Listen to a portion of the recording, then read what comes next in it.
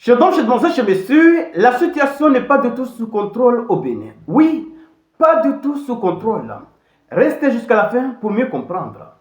La déclaration du ministère de l'Intérieur et de la Sécurité, selon laquelle les militaires pro-pouvoir ont pris le contrôle de la situation, ne reflète pas la réalité du terrain. Le nouveau probable enfant du pays, je dis bien, nouveau probable enfant du pays, parce que le coup d'État n'a pas été consommé, vient de demander le soutien de la population pour libérer le pays. Donc, en disant ceci, cela montre que le combat continue. La situation n'est pas du tout sous contrôle.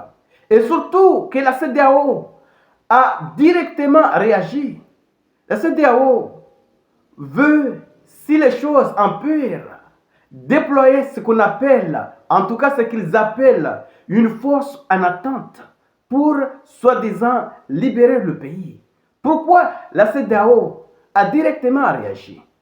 Oui, pourquoi la CEDEAO a directement réagi? C'est parce que la situation n'est pas du tout sous contrôle.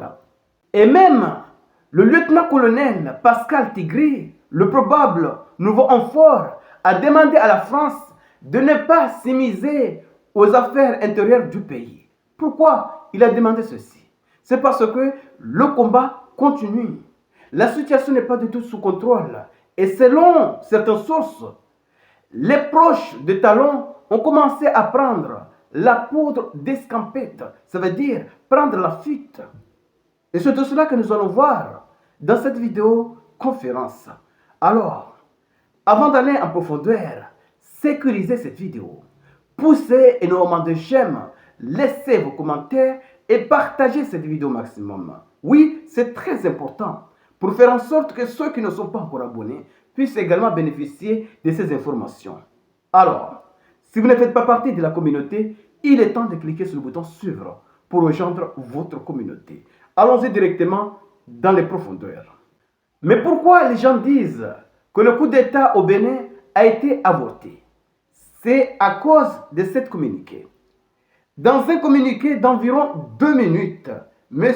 Alassane Saïdou, le ministre de l'Intérieur et de la Sécurité publique, a indiqué qu'au petit matin de ce dimanche 7 décembre 2025, aujourd'hui, un groupuscule de soldats a engagé une mutinerie dans le but de déstabiliser l'État et ses institutions. Face à cette situation, les forces armées béninoises et leur hiérarchie, oui, fidèles à leur serment, sont restées républicaines.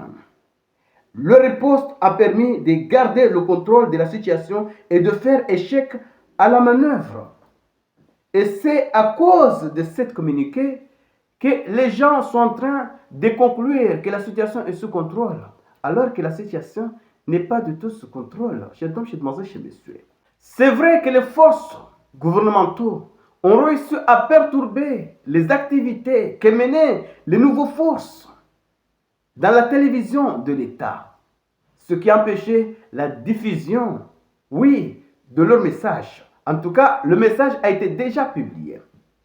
Donc, c'est de cela qu'il s'agit. Je ne suis pas en train de vous dire que le coup d'État a été consommé. Non, le coup d'État n'a pas été consommé. Mais la situation n'est pas encore sous contrôle. Et d'ailleurs, la CEDEAO a très vite fait une déclaration. Et qu'est-ce qu'elle a dit? La CEDEAO a déclaré qu'elle soutiendra le gouvernement et le peuple par tous les moyens nécessaires, y compris le déploiement des forces régionales en attente, afin de défendre la Constitution et l'intégrité territoriale du Bénin. Pourquoi la CEDEAO s'apprête à déployer une force en attente si la situation est sous contrôle? Chez messieurs, partagez cette vidéo au maximum pour faire en sorte que ceux qui ne sont pas encore abonnés puissent également bénéficier de ces informations. Le ministre de l'Intérieur et de la Sécurité déclare que la situation est sous contrôle. Mais de l'autre côté, la CEDEAO déclare qu'elle va déployer une force en attente, une force régionale en attente. C'est pour faire quoi?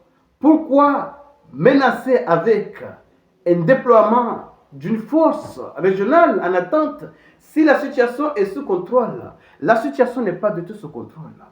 Loin de là.